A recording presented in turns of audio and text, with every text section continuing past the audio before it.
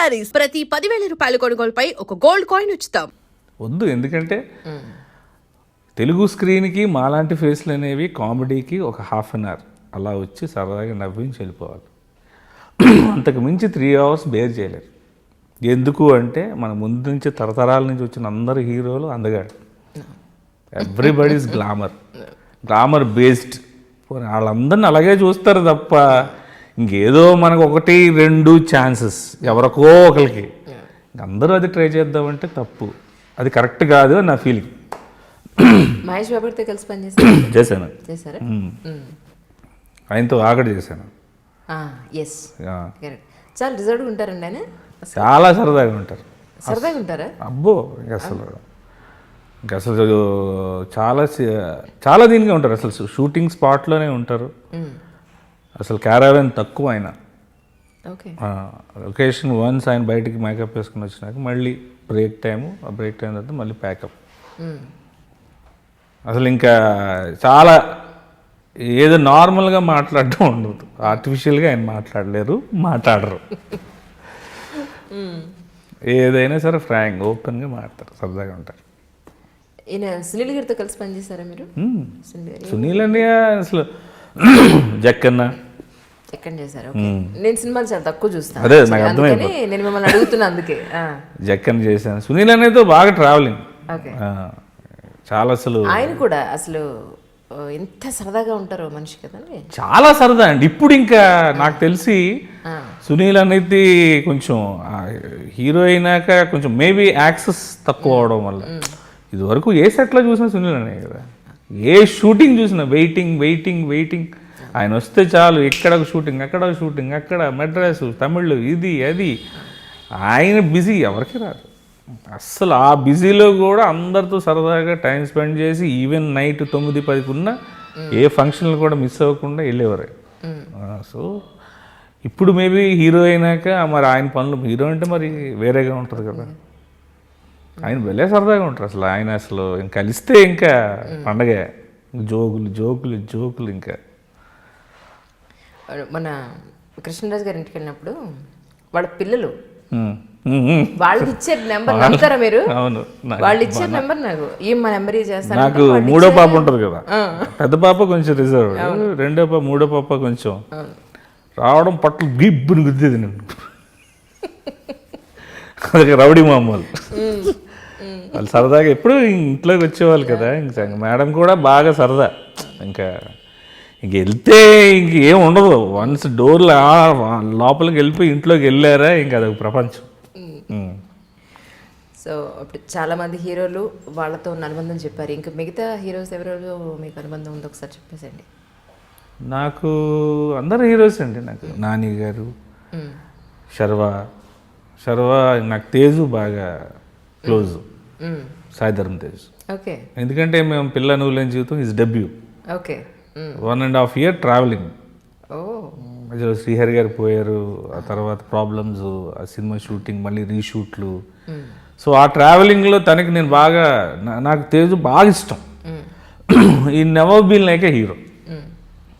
పైగా ఆ ఫ్యామిలీ నుంచి వచ్చి కూడా అసలు ఎంత సింపుల్, ఎంత హంబుల్ అంటే ఇంకా అసలు అంటే పొగిడినట్టు ఉంటుంది.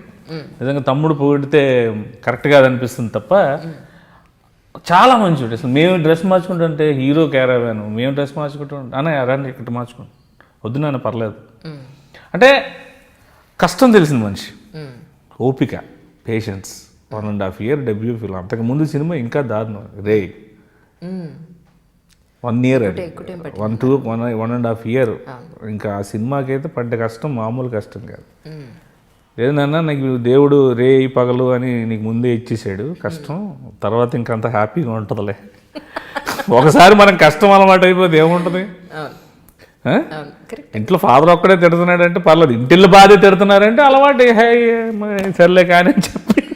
ఇది నాకు అలవాటు, కొత్తగా పొగిడేదేముంది అనుకుంటాం. పొగిడేదా? నువ్వెందుకు పనికిరావరా, నువ్వేస్ట్రా, అంతే కరెక్ట్ ఏంటి అంటుంటాం. అదే మామూలుగా అయితే పనికిరాను, ఎందుకు పనికిరాను నేను ఇది అది అంటాం. అది అలవాటు అయిపోయింది అనుకోండి, ఏం లేదు. అలాగే తేజుకి కష్టాలు అలవాటు అయిపోతుంది, సుఖం అయిపోతుంది.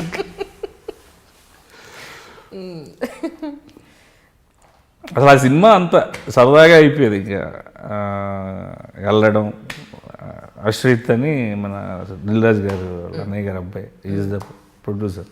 ఓకే.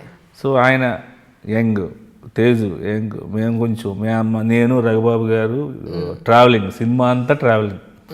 ఆ గ్యాంగ్, జగపతిరావు గారి గ్యాంగ్ ట్రావెలింగ్, అలా హీరోతో పాటు విలన్తో పాటు ట్రావెలింగ్ అవుతూ ఉంటుంది సినిమా అంతా. 1.5 year షూట్ చేసాం. సో ఇంకా రోజు ఇంకా అలాగే క్యారవన్లో కూర్చోవడం, మాట్లాడుకోవడం, సరదాగా టైంపాస్. తేజు నాకు శర్వా, మళ్ళీ శర్వా ఏంటంటే శర్వా గారు ఈజ్ లైక్ అసలు ఇవన్నీ ఏంటి, వచ్చామా షూటింగ్ చేసుకున్నాం, సరదాగా ఎంజాయ్ చేసాం, వెళ్ళిపోయామా. ఈ సినిమా ఎంత చేసేస్తుంది, ఆ సినిమా ఎంత చేసేస్తుంది, నేనేంటి నెక్స్ట్, నాకు ఇదేంటి, ఏమీ ఉండవు. ఇక్కడ వచ్చారా షూటింగ్ చేసుకుని సరదాగా నవ్వుకొని షూటింగ్ చేసుకుని వెళ్ళిపోవాలంతే. నో అదర్ క్యాలిక్యులేషన్స్ ఉండవు తన దగ్గర. ఓకే. అస్సలు ఈ సినిమా ఆడుద్దా పని ఏంటంటే మనం చేసే పని పర్ఫెక్ట్గా చేయాలి. నువ్వే చేస్తున్నావు, మేము అందరం చేయట్లేదు అనుకోవచ్చు, కానీ కరెక్ట్గా తన వరకు వచ్చేసరికి ఆ పని వరకు మిగిలిన ఇవి ఉండవు. కొంతమంది ఏంటంటే చిన్నది మెయింటైన్ చేయాలి, డ్రెస్సింగ్, ఆ ఫోను ఫస్ట్ రింగ్ ఎత్తకుండా 2వ రింగ్ చేసి, కావాలని ఖాళీగా ఉన్నా, ఇందాక బిజీగా ఉన్నాను, చెప్పండి ఏంటి, ఏముండవు. ఇట్లా ఈ జనరేషన్ అంటే ఈ హీరోస్ అందరూ తేజు అంతే, ఇంకా ఓపెన్, ఏదన్నా ఓపెన్గా మాట్లాడేసుకోవడం. చాలామంది సినిమా అది బాగాలేదు అంటే, ఎందుకు బాగాలేదు ఏంటి, ఈ సినిమాకి ఏం తక్కువ, ఇక్కడ ఇది చేసింది అక్కడ ఇది చేసింది ఏంటి అంటారు. వీళ్ళతో ఓపెన్గా చెప్పేసుకోవచ్చు. అలా చెప్పిన ఇంకొక నాకు తెలిసి ది బెస్ట్ హీరో నాకు బన్నీ గారు. ఏదైనా ఓపెన్గా మాట్లాడేసుకోవచ్చు. ఓకే. పొరపాటున నేను ఒక సినిమా బాగా చూసి అది బాగలేదు, ఆయన ఎదురైపోయారు, బాగుందండి సెకండ్ హాఫ్ బాగుందండి, అదే చాలు సినిమా పోయింది, ఇంక నువ్వు ఎన్ని చెప్పినా కుదరదు. అక్కడ సినిమా బాగుంటేనే సీను, ఏమీ ఉండవు, అందరూ కష్టపడతారు, అందరూ పీక్స్, అందరూ అంతే. మరి నేను చూసుకోవాలంటే అందరూ కెమెరా ముందే పనిచేస్తారు, అందరూ కష్టపడే పని చేస్తారు. సక్సెస్ అనేది అందరికీ రాదు. సినిమా బాగుంటేనే, సినిమా హిట్ అయితేనే, లేకపోతే ఇవన్నీ వేస్ట్. ఈ ల్యాగులు, సెకండ్ హాఫ్ బాగలేదు అండాలు, ఇది ఇక్కడ ఆ పాయింట్ అది లింక్ చేస్తుంటే బాబు ఇది ఇలాగా అది ఇవన్నీ వద్దు, ఆయన దగ్గర అసలు కుదరవు. ఏమన్నా క్లియర్గా ఓపెన్, అవును బాగాలేదు అంతే, అది అయిపోయింది, ఇంక మనం ఏం చేయలేము. ఇంకా ఇది బాగుండొచ్చు, బాగుంటుంది, ఇంకేముంటుంది, అలా ఉంటుంది ఆయన దగ్గర. బాగా నేనైతే హార్డ్ వర్కింగ్ అనేది ఆయన చూసి నేను ఇన్స్పైర్ అవుతాను. అంటే ప్రూవ్డ్ తర్వాత కూడా అలాగే ఉండడం అనేది కొంచెం కష్టమైన పని, మనం అనుకున్నా చేయలేని పని. ఇప్పుడు మీరు బిజీగా ఉన్నారు, మీరు మామూలుగా ఉండాలన్నా కొన్ని టైంలో అవ్వదు, ఖచ్చితంగా డెఫినెట్గా మీరు రాలేరు. 8:30 వచ్చేసేవారు. ఇప్పుడు మీరు ఇంట్లో వేరే పనులు ఉన్నాయి, అవి ఫినిష్ చేసుకొని ఇక్కడ రావాలి, అయినా 8:30కి వచ్చేయడం అంటే అది చాలా కష్టం. అది ఇప్పటికే అలా ఉన్నారంటే నిజంగా ఈజ్ గ్రేట్. అలాగే డైరెక్టర్స్ అండి, ఓకే, రాజమౌళి గారు. రాజమౌళి గారు అంటే మా గురువు గారు, ఇంక ముందు నుంచి నాకు ముందనేవాడిని. ముగ్గురు డైరెక్టర్స్లో రాజమౌళి గారు, వినాయక్ గారు, పూరి గారు. అప్పుడు మాకు ముగ్గురు బాగా క్లోజ్ దీనిలో తిరిగేటప్పుడు రాజమౌళి గారిది తండ్రి ప్రేమ, బయటికి చెప్పరు, ఏవైనా చెప్తే పిల్లలు పాడైపోతారని చిన్న టెన్షన్లో మాట్లాడతారు. వినాయక్ గారి తల్లి ప్రేమ, ఓవర్ సెన్సిటివ్, ఇంకా అసలు అంత అమ్మ తిన్నావా లేదా నాన్న, నువ్వు భోజనం చెప్పితే వెంటనే చెయ్యి, ఆకలాడ ఉండలేడు తినపెట్టండి. పూరి గారి గర్ల్ ఫ్రెండ్ ప్రేమ, నువ్వు ఏదైనా మాట్లాడు, ఏదైనా చేసుకోవచ్చు, అవునా అది పడిపోయాడా, ఓకే అట్లా వేసాడా, మరి ఓకే.